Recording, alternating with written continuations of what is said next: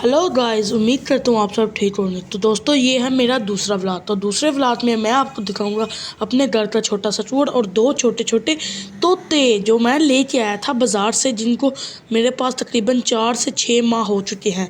वो रोज़ अंडे देते हैं, रोज़ तोड़ देते हैं, इसलिए कुछ भी बच्चे नहीं होते। तो आज मैं आपको पूरे घर का टूर और बच्चे दिखाऊंगा। आओ चले शुरू करते हैं। तो दोस्तों, ये हैं मेरे तोते, जिसके ऊपर से अभी मैं आपको पर्दा हटा के दिखाता हूँ। और ये है एक तोता। आप तो बोलो जी दूसरा, तो आपने बोला दो तोते। तो जो दूसरी तोती है उसने माशाल्लाह से फिर से एक बार अंडे दे दिए।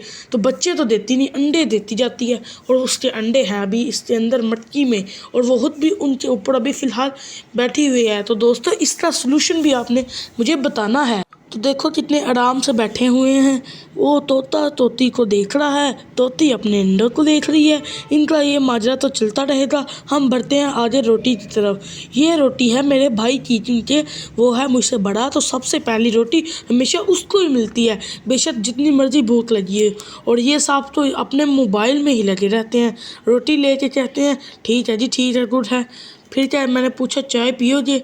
सोचने लग गया, सोच कर कहता है हाँ ले आओ चाय, मैं भी चाय पीऊँगा। मैंने बोला ठीक है, अगर आप चाय पियोगे तो हम आपके लिए ले आते हैं। तो दोस्तों, मैं बढ़ा किचन की तरफ और किचन से चाय लेने। मुझे भूख तो बहुत लगी थी, लेकिन मजबूरी है, पहले इसे देनी पड़ती है।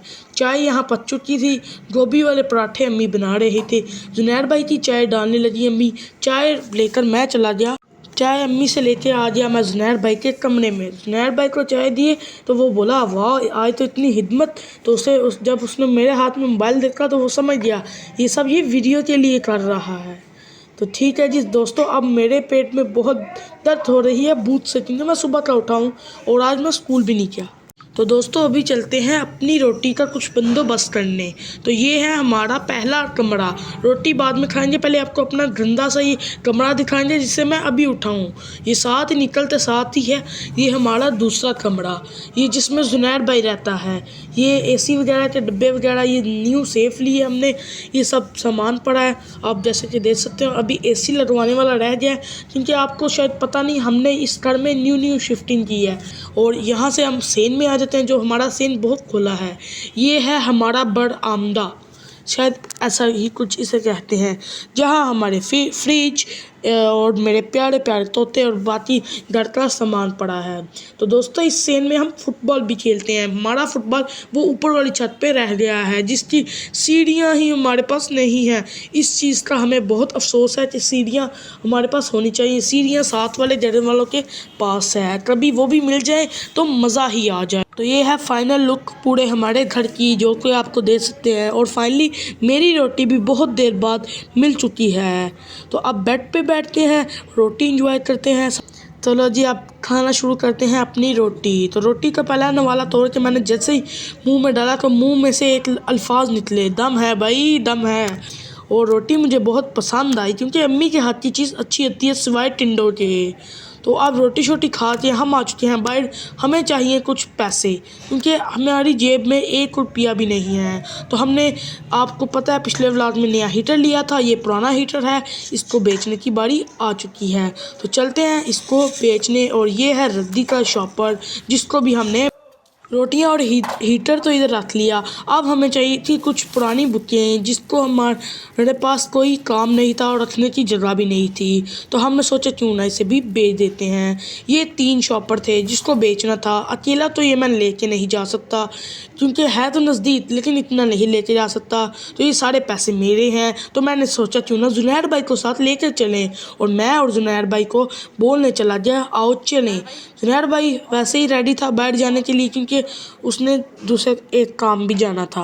तो जुनैर भाई को मैंने साथ लिया, वो अपनी गाड़ी ढूंढ रहा था, उसको मिल गई। फिर हम चले गए रोड पे आज ट्रक आ रहा था। हमने मोड़ कटाया और बैठे, ऊपर सामान रखा और पहुंच गए रद्दी वाले की शॉप पर।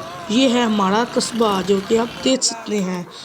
और अभी जी ये है रद्दी वाला जो सामान लेता है, इसको मैंने सारा सामान दे दिया।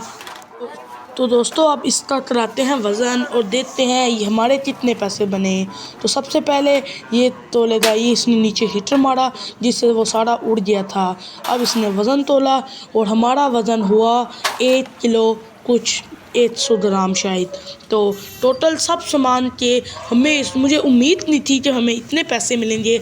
सब जो जितना सामान था इसने हमें 375 रुपये बनते थे। तो मैंने इससे लड़कर 380 लिए। मैंने बोला पूरे दो। पूरे हमने गिने, ये देखो 10 और आए, 20 और लिए, और ये देखो 10 और लिए, और ये 10 फिर लिए। ये मैं पैसे लेके बहुत खुशी से घर आ गया।